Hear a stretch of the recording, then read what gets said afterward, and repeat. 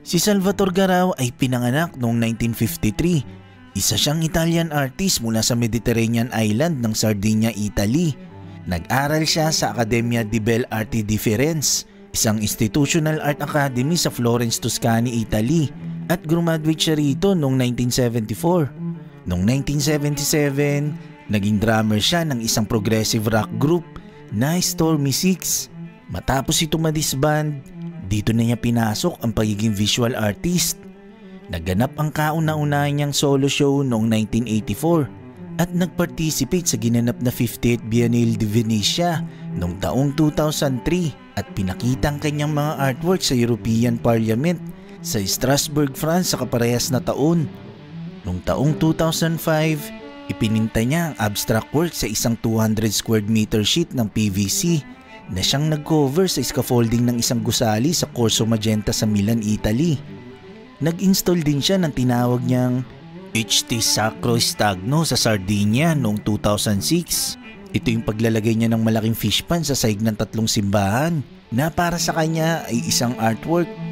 Noong taong 2009, nagkaroon uli siya ng solo show sa isang museo sa France at ang kanyang mga koleksyon ng artworks ay may kita sa iba't ibang museo sa Milan. Pero ang isa sa kakaibang obra niya na gumulantang sa mundo ng arts ay ang kanyang invisible na estatwa at ang pagbenta niya rito noong taong 2020. Ito yung tinawag niyang Io Sono o I Am sa Ingles. Biruin mo nga naman na ibenta niyang invisible na estatwa sa halagang $18,000, katumbas sa mahigit 900,000 pesos sa halaga ng pera natin ngayon. Naibenta ito sa pamamagitan ng Artright Auction House. Ang Artright Auction House ay isang kumpanya sa Milan na nagsusubasta ng mga artworks ng mga artist. Ang obra ni Salvatore Garau ay naibenta sa isang private citizen na kolektor sa Milan. Katunayan, nung in-announce ng Artright Auction House ang tungkol sa invisible na estatwa, ay inaasahan nila na mabibili lang ito sa halagang 6,000 to 9,000 euros lamang. Kaya laking gulat nila na mas malaki pang naging bidding ng mga tao. Pero ang malaking tanong, paano ito naibenta? Halos wala kang makita na kahit anong estatwa sa loob ng parisukat na ito.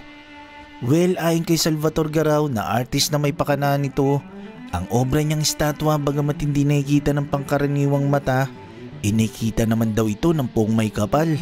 Katunayan, gawa raw ang estatwang ito mula sa hangin at espiritu. May alintulad daw ito sa hangin na bagamat hindi natin nakikita, mayroon naman daw itong timbang dahil sa taglay nitong mga particles kaya masabi nitong nag-e-exist ito. Inialintulad din niya ang kanyang obra sa isang vacuum na walang ibang laman kundi energy, kaya ganun din daw ang kanyang obrang estatwang invisible.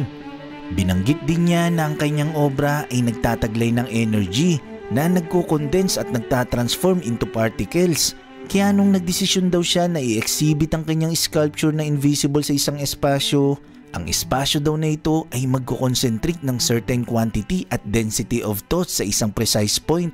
Sinabi pa niya na kung ang Diyos nga na hindi natin nakikita nabigyan ng itsura o muka, yung obra pa kaya daw niya.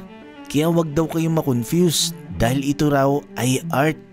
Actually, may mga nauna pa itong ginawa na invisible na estatwa. Ang isa rito ay tinawag niyang Buddha in Contemplation. Matatagpuan daw ito sa loob ng puting square na ginawa niya.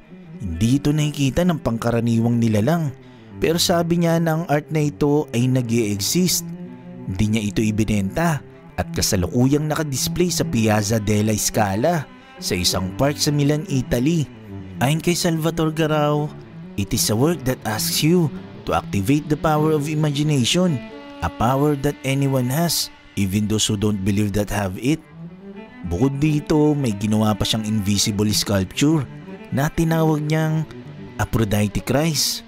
Isa naman itong invisible na estatwa sa loob ng puting bilog na kasalukuyang nakadisplay sa sahig ng tapat ng Federal Hall, ilang hakbang mula sa New York Stock Exchange sa US. Ang kanyang mga obrang ito ay suportado ng Italian Culture Institute, kaya naman lalong lumakas ang loob ng artist na ito na gumawa pa uli ng isang invisible na estatwa. Sa pagkakataong ito, ito naman ay para ibenta. At ito nga yung tinawag niyang Io Sono na naibenta noong taong 2020 sa halagang mahigit $18,000. Tumangging magpakilala ang buyer ng estatwa, Pero ayon sa Artright Auction House na ang buyer ng invisible na estatwa ay isang art collector sa Milan, Italy. Siyempre nakatanggap ng Certificate of Authenticity ang buyer mula kay Salvatore Garau na pinangawakan niya bilang siya na ang bagong nagmamay-ari nito. Matatagpuan dito ang pirma ni Salvatore at stamp na nagpapatunay na ang artwork na ito ay totoo. Bagamat hindi niya ito ma-display kasama ng kanyang mga art collection dahil nga invisible ito. Katunayan, may kita ang naibentang invisible na estatwang ito sa website ng Artright Auction House. Matatagpuan ito sa link ng auction N.31-4-U New Contemporary Art na ginanap noong May 18, 2021. May kita ang iba't ibang artworks na sinubasta noong araw na yon at isa rito ang Io Sono ni Salvatore Garau na may kita sa page 2. Tanging ang obra lang niya rito ang blankwan larawan. Ito nga ay dahil invisible ang artwork niyang ito. Kapag klinik mo ang Io Sono, dalawang larawan ang makikita mo rito. Isang blankong larawan at ang isa ay ang Certificate of Authenticity ng invisible na estatwa. May paalala nga lang si Salvatore Garau sa nakabili ng kanyang pambihirang artwork na dapat daw ilagay ang invisible na estatwa sa isang pribadong kwarto na may lawak na 5 feet squared. Wala naman daw problema kung madilim o maliwanag ang kwarto na paglalagyan ng invisible na estatwa dahil wala naman daw kasi makita nito. Bukod kay Salvatore Garau na isang pambihirang artist na lumikha ng pambihirang obra niyang invisible na estatwa, meron din akong ginawang video tungkol sa kilalang artist na ang kanyang obra naman ay ang paglagay nito ng kanyang sariling dumi sa mga lata at ibinenta ito base sa presyo ng ginto. Dahil ang lata ay naglalaman ng 30 grams ng kanyang dumi, ang presyo nito ay katumbas ng 30 grams na ginto sa kasalukuyang presyo natin ngayon. Kung nais nyo mapanood ang video na ito at makilala ang malupit na artist na ito, ay i-click lang ang link sa description box para sa mga hindi pa nakapanood nito.